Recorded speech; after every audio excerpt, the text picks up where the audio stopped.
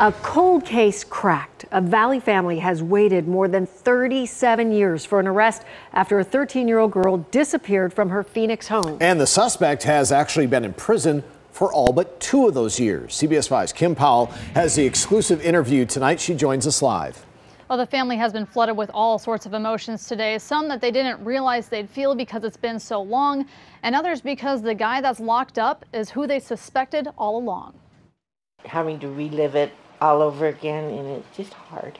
The news this family has been waiting to hear for decades sent shockwaves across generations. Take a deep breath, babe, it's okay.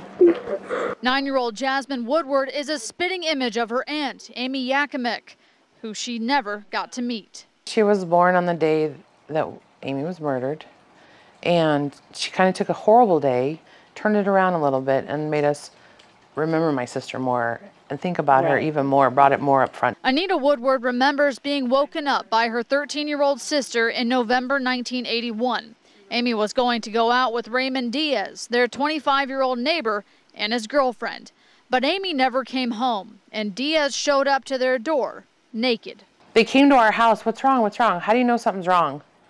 Like, how do you know that something's wrong if nobody's told you something's wrong? So I think that was the first indication. A lot has changed in the last 37 years. The apartment where Amy was last seen from at 35th and Van Buren doesn't even exist anymore. By 1988, Amy was presumed dead.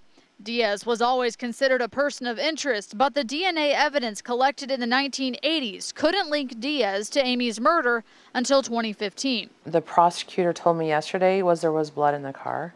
So that is obviously DNA, because back then they couldn't do it. Amy's mother says the grief is as strong as ever. Okay, sweetie.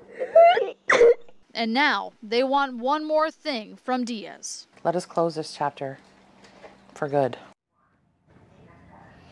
And Diaz has been in state prison since 1983 after convictions of kidnapping and sexual assault unrelated to this case. Yakimick's family is grateful he hasn't been able to hurt anyone in 35 years. Live in the newsroom, I'm Kim Powell for Arizona's Family.